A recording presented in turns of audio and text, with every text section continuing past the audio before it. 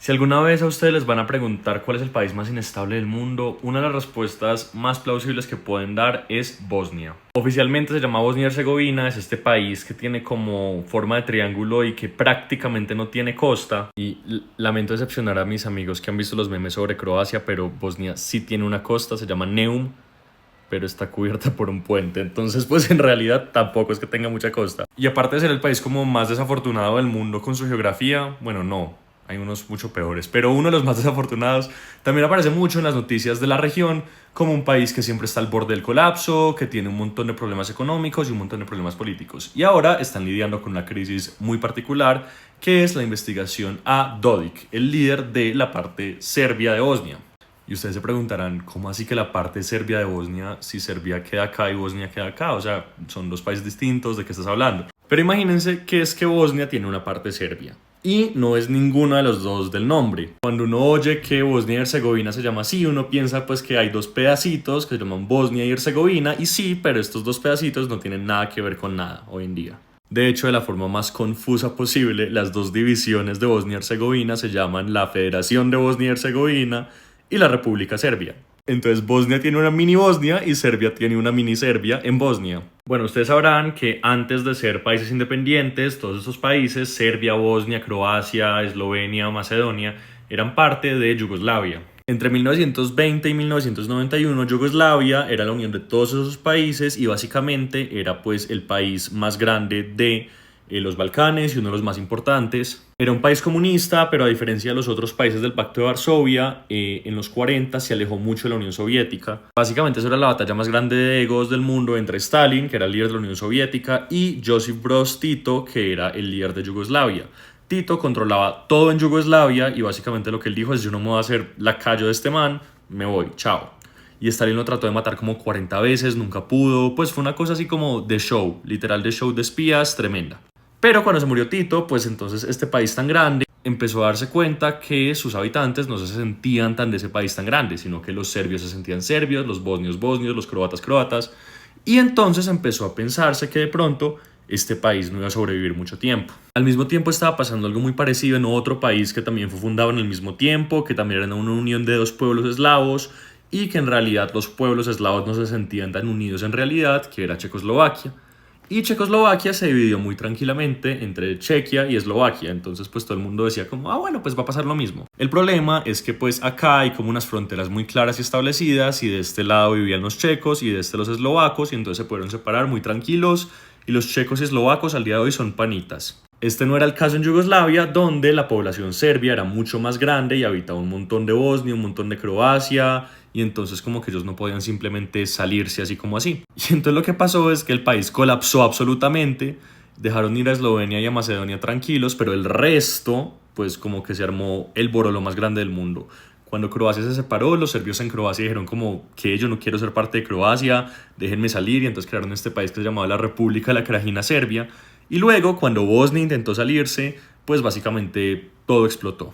En Bosnia, en esta época, vivían básicamente tres grupos. Estaban los bosníacos, los croatas y los serbios. Y ustedes me dirán, ¿cuál es la diferencia? La única diferencia que hay es la religión. Los bosníacos son musulmanes, los serbios son ortodoxos y los croatas son católicos. Y incluso al día de hoy un montón de gente no cree en su fe, pero si uno ve como las costumbres, la comida que comen, incluso su propio idioma, todo es lo mismo. La única diferencia en realidad es la religión. Pero esto fue diferencia suficiente para generar un odio total entre los tres grupos, y entonces, especialmente en Bosnia, se armó una guerra horrible entre los tres grupos. Se hizo una República Croata de Herzegovina, una República de Bosnia y Herzegovina y la República Serbia. Y al final como que estos dos, después de un montón de guerras y muertes y conflicto, les tocó unirse. Estos intentaron hacer un pequeño genocidio contra el resto, fallaron, y en 1995 estos dos estaban empezando a ganar. Obviamente ese empezando a ganar había resultado con un montón de pérdidas, y acá podemos ver los cambios en población desde 1991 hasta 1998. Cada color es un pueblo, y ustedes verán que además de los colores, pues entre más oscuro es que hay más de ese pueblo en la zona. Y entonces antes era una zona como súper mezclada, y después todo el mundo vivía con sus congéneres. Entonces pues como que claro, esto fue una derrota muy grande para la diversidad de la zona. Ya para el 95 los croatas y los bosnios estaban mamados, estaban acercándose a territorio serbio, y pues ya habían hecho un montón de crímenes en contra de los serbios en Croacia. y los estaban empezando a hacer en Bosnia, y entonces Estados Unidos dijo como, hey, paremos ya. Entonces fijaron esas fronteras, que son las fronteras de las que ya hablamos. Esta es la Federación de Bosnia y Herzegovina, que son los croatas y los bosnios, y está la República Serbia, que son los serbios. Implementaron un sistema de gobierno súper complejo, que básicamente es: los dos países se manejan como quieran, pero en las cosas que tengan que ser en común hay una organización política muy particular donde cada grupo étnico tiene cierta representación, y además hay 3 presidentes y cada uno de los presidentes viene de un grupo étnico diferente, y sobre esos presidentes hay un señor que es el alto representante, que ni siquiera es un bosnio, es un alemán, que lo nombra una comisión internacional compuesta de básicamente los miembros de la Unión Europea, más Estados Unidos, más Rusia. Entonces, como que, ¿qué? Y este man tiene un montón de poder, o sea, un montón de poder. Como que si el man dice como usted está irrumpiendo el acuerdo de Dayton, chao, o sea, paila. Los serbios reconocen abiertamente que ellos están metidos como en este coso del acuerdo de Dayton porque les tocó. Si no les tocara y si no estuvieran pues preocupados por los bosnios y los croatas como destruyéndolos, fácil, ya se hubieran separado y se hubieran unido a Serbia.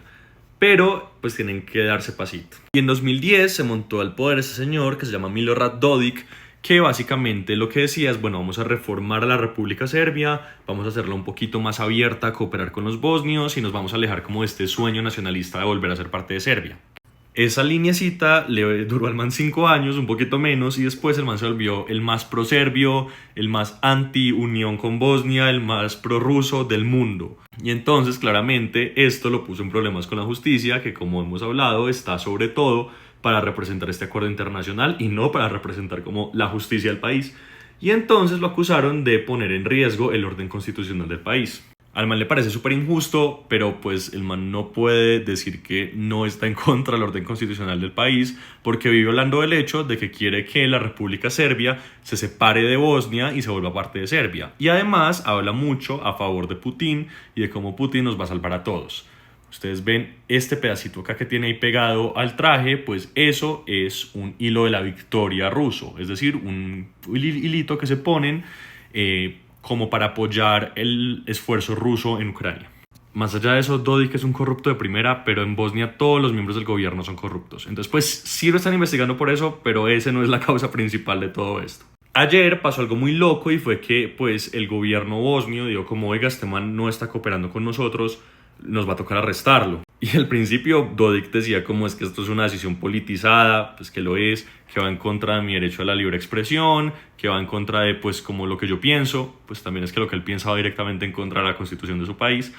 Y dijo como no, pues esto es injusto.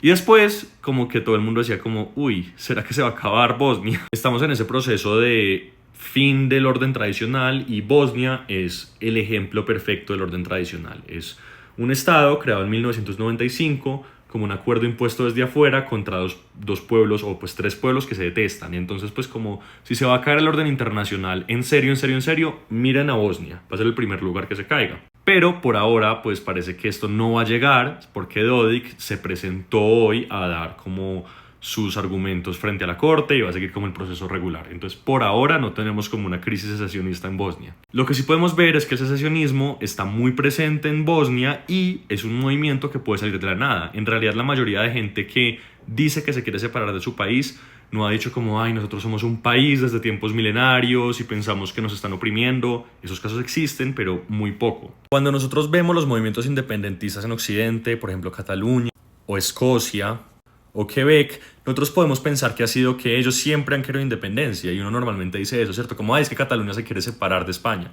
Pero realmente los procesos políticos con los cuales surgen estos movimientos no son tan así. En los 3 se pensaba que se había resuelto el problema principal de la independencia y había unos loquitos que hablaban de independencia, pero eran la minoría, hasta que fallaron acuerdos importantes con el gobierno central. Y una vez fallaron esos acuerdos, la gente se vio obligada a decir, bueno, entonces nos vamos.